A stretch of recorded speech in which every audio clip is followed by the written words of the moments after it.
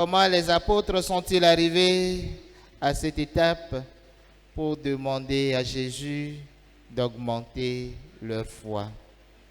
Qu'est-ce qui s'est réellement passé pour qu'ils disent « augmente notre foi ». D'autres peuvent penser que les apôtres n'ont pas de foi. Ils ne croient pas tellement en Jésus. Non, tel n'est pas le cas.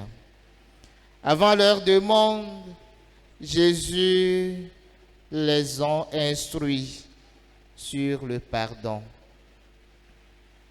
Il leur dit, si vous avez un frère qui à chaque fois pêche contre vous, à chaque fois font des choses qui ne vous plaisent pas, quand ils reviennent pour demander pardon, vous devez les pardonner. Jusqu'à 7 fois. S'il fait la première fois et il vient, il demande pardon, vous lui pardonnez. La deuxième fois, vous lui pardonnez. La troisième fois, vous lui pardonnez. La quatrième fois, vous lui pardonnez. La cinquième fois, vous lui pardonnez. La sixième fois, vous lui pardonnez. La septième fois, vous lui pardonnerez toujours. Alors, les apôtres ont trouvé cela difficile. Comment à chaque fois, ton semblable, il te fait quelque chose de mal et il revient toujours pour demander pardon. Lui-même ne sait pas que ce qu'il fait n'est pas bien pour qu'il se convertisse. Alors, les apôtres se sont dit, seule la foi qui peut nous aider à vivre cela. Seule la foi qui puisse nous aider à pratiquer ce commandement. Alors, ils demandent au Seigneur d'augmenter leur foi. Qu'il augmente leur foi pour qu'ils puissent mettre en pratique ce que le Seigneur leur dit. Sinon, s'il faut pratiquer la sagesse humaine, arrivé un moment, ils ne pourront plus. Bien-aimés, cette recommandation nous est donnée aussi aujourd'hui. De pardonner à tout moment, de trouver une place dans nos cœurs pour qu'à chaque fois qu'on puisse pardonner à nos frères et sœurs. Et dans la première lecture, nous avons entendu la clameur du prophète Habakkuk envers le Seigneur. Cet homme qui a été choisi pour annoncer la parole de Dieu à ses frères et sœurs, pour transmettre au peuple le message de Dieu, se voit être déçu. Il annonce la parole, mais le peuple a le cœur endurci. Le peuple ne suit pas le chemin du Seigneur, mais fait à leur tête. Et pire encore, il y a des gens qui sont venus siéger, massacrer le peuple pour prendre leur terre. Alors, le prophète s'est tourné vers le Seigneur pour crier sa désolation. Combien de fois vais-je crier vers toi, Seigneur, violence? Je prie nuit et jour sans réponse. Je crie vers toi et tu ne me réponds pas. Et le Seigneur lui dit, n'aie pas peur. Prends courage et patience, j'agirai au moment opportun.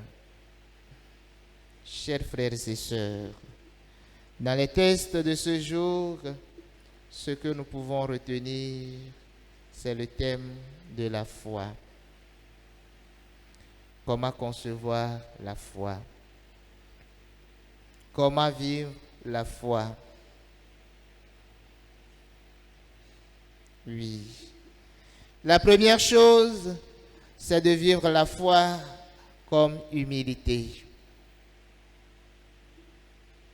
Toutes les forces que nous avons, les dons que nous avons reçus, c'est pour les mettre au service de nos frères et sœurs, des uns et des autres. Alors, si j'ai telle grâce, tel don, il faudrait que je le vive dans l'humilité. En sachant que c'est le Seigneur qui est au-dessus de tout. Je ne dois pas me glorifier pour dire, si je ne fais pas telle chose, personne ne pourra le faire. Non. Le Seigneur nous a donné ses grâces et ses dons pour que nous puissions aider nos frères et sœurs. Et nous devons exercer ces charismes dans l'humilité.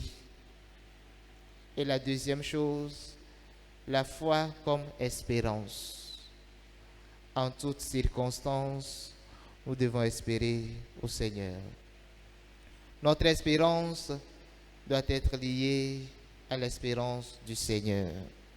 Comme il disait au prophète Habakkuk, lui voulait que le Seigneur intervienne directement au moment où il faisait ses demandes.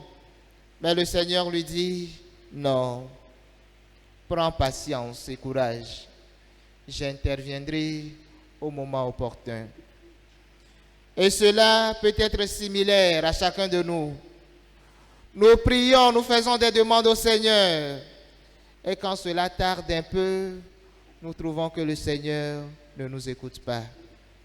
Le Seigneur n'est pas avec nous. Alors, nous empruntons d'autres chemins.